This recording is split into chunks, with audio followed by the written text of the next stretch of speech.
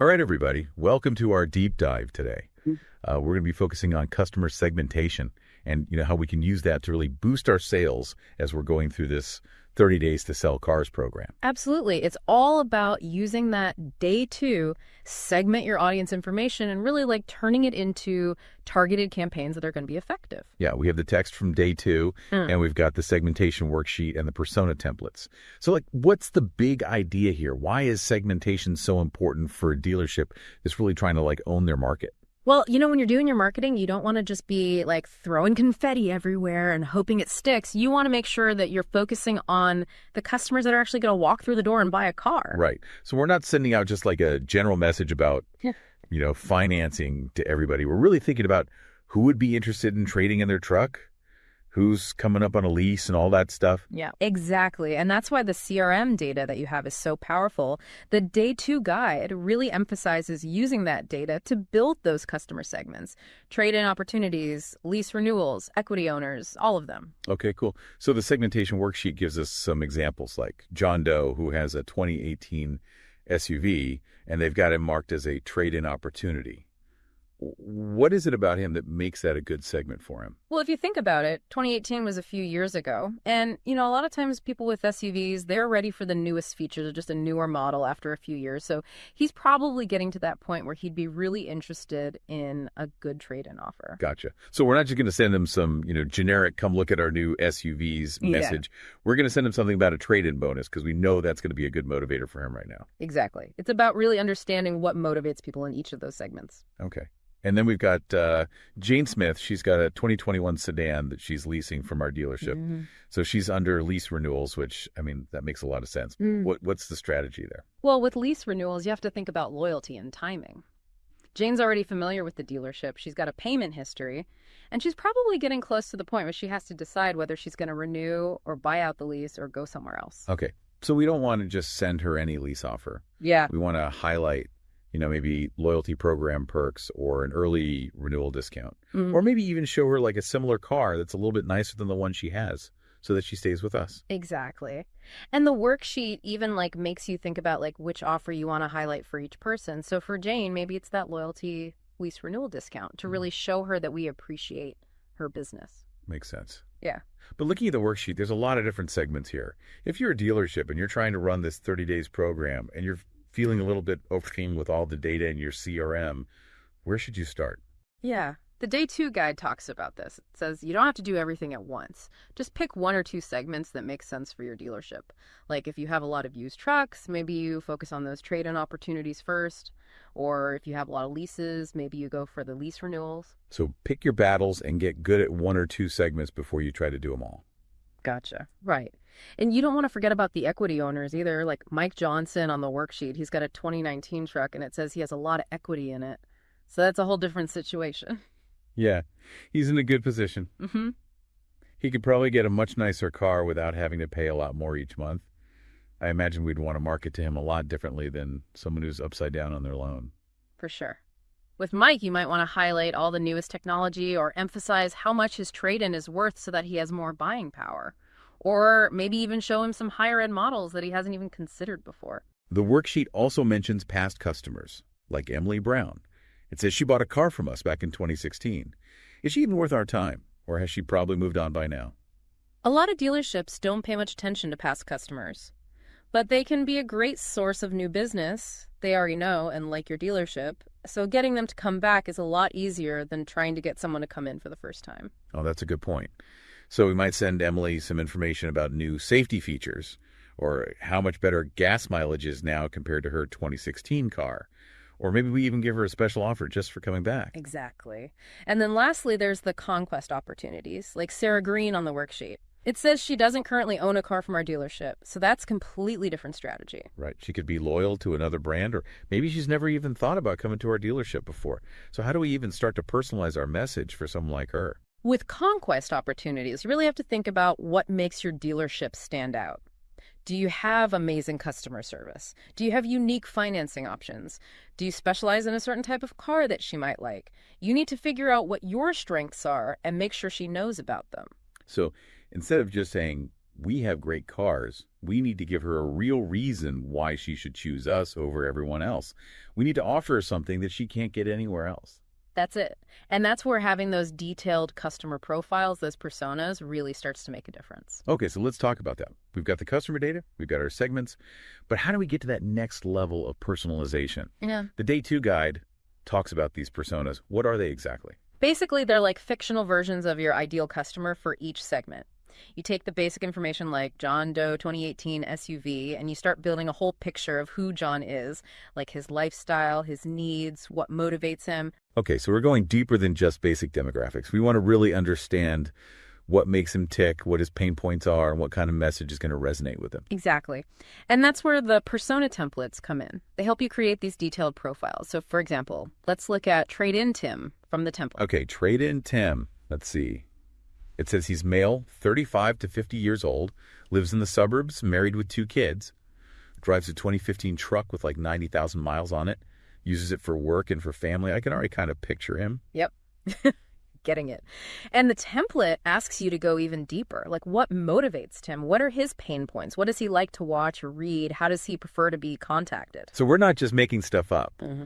We're using data and research and maybe even talking to our salespeople to get a really clear picture of who Tim is, what he's looking for. Right. The template even gives you some ideas about what kind of offer might appeal to Tim based on his profile. Like that $500 trade-in bonus we were talking about earlier, that would probably really interest him because he seems like he likes a good deal and he might be worried about being able to afford a new truck. And the template also mentions communication preferences. Like it says, Tim prefers to get quick updates by text message, and he likes watching YouTube ads to learn more about different offers. That's really useful information. Totally. You wouldn't want to waste your time sending Tim long emails if he's just going to ignore them. You want to make sure you're reaching him in the way that he's most likely to pay attention. This is really starting to come together. Yeah. Now, we're not just marketing randomly. We're really thinking strategically about how to reach different types of customers. Exactly. And don't forget Section 4, high priority actions. That's where you figure out what you can do right now to make the biggest impact. Right? It asks you to choose your top 5 high-priority customers, like the people who are most likely to buy a car today. And then it says to choose a key campaign to launch today that's specifically targeted to them. So you're really putting those personas to work immediately. And it even tells you to assign someone on your team to be in charge of each campaign. That way everyone knows who's responsible and nothing falls through the cracks. It helps your whole team stay focused during those 30 days. I like how this worksheet gives you a really practical plan. It's not just theory, it's actually telling you what to do. But let's be honest, this can all feel a little overwhelming, especially if you're a dealership that's already super busy. Yeah, it can be a lot. But that's where the right tools and technology can make all the difference. It's not about replacing your team. It's about giving them the help they need to do all this segmentation and marketing without getting burned out. Okay, let's talk about tech then. We've talked about why segmentation is important and how to do it. What are the tools that can help us actually make it happen? So we talked about all the reasons why customer segmentation is so powerful and like how it can totally change the way we approach these 30 days to sell cars campaigns. But like being honest, managing all this data and creating all these different messages for everyone, it feels like a lot. Mm-hmm. How does this actually help us sell more cars? Like, what's the bottom line here? I think that's the big question, right? How does all of this translate into actual results? The goal of the 30 Days program is to really own those conversations with car shoppers, to be the first dealership that comes to mind, and to guide them toward a purchase. So that's how you make that happen. Right. So we're not just like crossing our fingers and hoping our marketing reaches the right people at the right time. We're like strategically putting our message right in front of the people who are most likely to care. Exactly. Yeah. And the Day 2 guide talks about all the benefits of segmentation. But for me, it really comes down to relevance. Think about it from the customer's point of view. Okay, so I'm the customer. Would you rather see a bunch of random car ads that have nothing to do with you? Or would you rather see ads that are actually talking about your needs? Like maybe a trade-in offer or a chance to upgrade your lease or a special financing deal on the exact SUV you've been thinking about. The personalized message is going to win every time. It makes me feel like the dealership actually gets me and they're not just shouting random sales stuff at me. That's exactly it. When a customer feels understood, it builds trust. It creates a connection with your dealership. It's not just a transaction anymore. It's the start of a relationship. Okay, that makes sense. Yeah. But does that really translate into more sales? I mean, does a more relevant message actually get people to buy more cars? Absolutely. It impacts everything. Think of it like a chain reaction. First, people are more likely to engage with your marketing. They'll open your emails, click your ads, watch your videos, because the content is actually speaking to them directly. Right. So instead of just throwing stuff out there and seeing what sticks, we're being way more strategic with our marketing. And when you have that engaged audience, you start getting more leads. And these aren't just any leads. They're qualified leads, people who are actually interested in what you have to offer. So our sales team isn't wasting time chasing down people who aren't serious about buying. They can focus on the people who are actually ready to have a conversation, which is huge when you're in the middle of this 30 days push. And all of that leads to more sales, more cars going out the door, and a better return on your marketing investment. Everybody wins. All right, I'm convinced segmentation is the way to go. So we've got these segments, these personas. How do we actually put them into action? The segmentation worksheet mentions something called campaign-ready lists.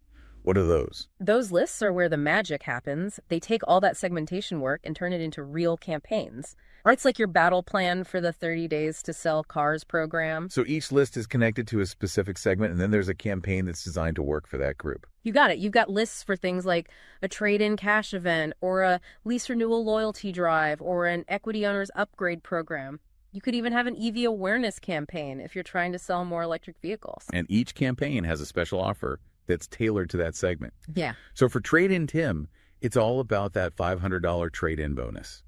And for Loyal Lessee Lisa, it's those loyalty perks that she loves. Exactly. The worksheet even makes you think about the specific things you'll do for each campaign, like sending out emails, making phone calls, running those YouTube ads that Tim likes. This is really starting to feel like a well-oiled machine.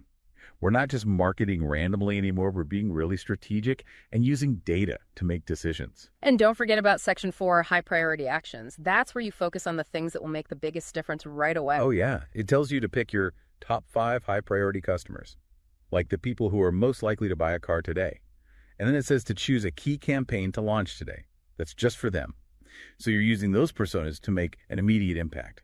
And it even says to put someone on your team in charge of each campaign. So that way everyone knows who's doing what and nothing gets forgotten. It helps your whole team stay focused during the 30 Days program. I love that the worksheet is so practical. Yeah. It actually tells you what to do. But I'm not going to lie, all of this can feel a little bit overwhelming, especially for dealerships that are already super busy. I hear you. It can be a lot.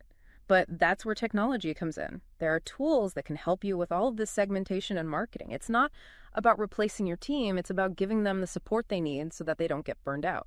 Okay, so let's talk about tech then. We know why segmentation is important and how to do it, but what are the tools that can help us actually pull it off? Okay, so we're diving into the tech side of things now. We've talked about how awesome segmentation is and how to use it, but let's be real. Managing all that data and making those personalized campaigns can be overwhelming. Right?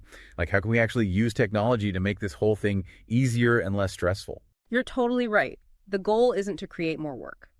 It's about working smarter, not harder.